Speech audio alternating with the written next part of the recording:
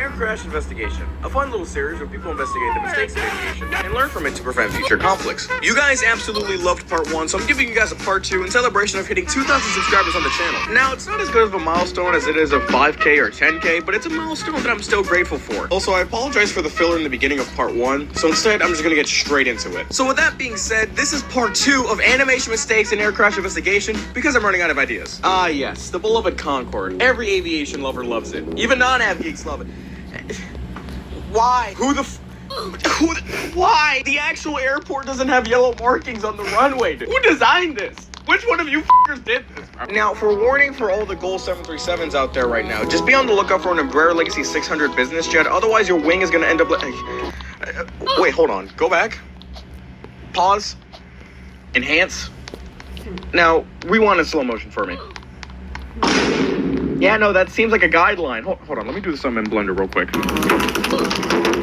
Yeah, that's pretty much the same. Great job, animator, for like not covering that any better. Okay, pretty decent takeoff roll, but we know what happens. But on top of that, your elevators don't work, broski. You can literally see it from this angle too. Like, y'all need to start learning how to rig your airplane. Oh no, this thing a lot of stop!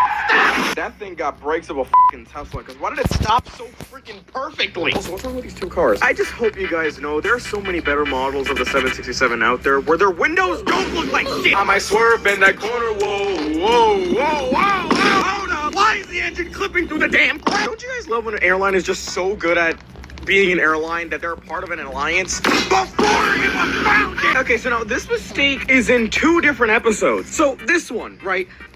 What is this line on the rudder? What is this? Can someone explain? Also, how? Not only did you let the landing gear face through the fuselage of the Pan Am, but you decide that the entire other plane is motionless. At least the other animation was right about something. Look at this. That's the real impact. That's what would actually happen. Not also another case of not rigging your airplane model. Great work, by the way, I can't lie. This just goes to show how much detail people put into everything else but one of the biggest details. Because how the f do you put the wrong landing gear tilt on the A38? And how that dog get loose again? I mean... Okay, so the engine comes off at this point. Who put you back on? For the amount of times I've seen this episode, I'm honestly surprised this slipped past my head. Why is the end backwards, bro? Right, so we see this 737 MAX turning left onto the runway, meaning there is a taxiway to the left of that. Where is it? And here we have yet another case of an engine clipping through the ground. Excuse me, macaroni and cheese. How do you expect people to get in the plane? Yeah, no. See, that's like the modern day Continental. See, that's not the livery. See, this was a livery, right? Who's animating who's designing them? Okay, everything seems pretty normal until you look at the registration and realize they got it wrong by a letter. And speaking of registrations, I never seen a plane with the registration spaced out. Also, why is it the wrong plane? Look at this. 8 windows on this one, 9 windows on that one, 2 emergency overwing exits on that one, 1 overwing exit. What is this? And another case of taking off on a taxiway, basically. Hey, Chris, watch your knock. Pay attention to this fracture on the jet, all right? Locked in your brain? You memorized it? All right, let's keep playing. It looks a little different now, doesn't it? Whoever's animating these crash animations has an obsession with PSA. I ain't kidding. Let's look into that.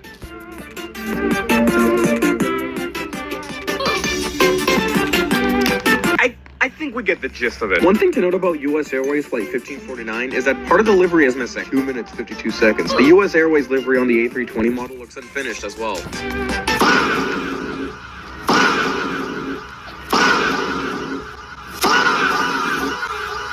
Now I'm pissed at myself for not noticing this. Captain. Your nose goes out. Put it back up. It was supposed to be a fake cough and it went to an actual cough. Congratulations, it's a beautiful baby landing gear. That's right, a beloved case of landing gear clipping through random Okay, so I've noticed this for a while now. I just never mentioned it in part 1, but the plane is extremely close to this electric tower, so you'd think it's gonna hit it. No, it's just extremely far away in the next one. And you wanna know something crazy? It's taking off in a taxiway, bro. Are we Air Canada? Are we confusing taxiways for run? I'll see you guys in part 3.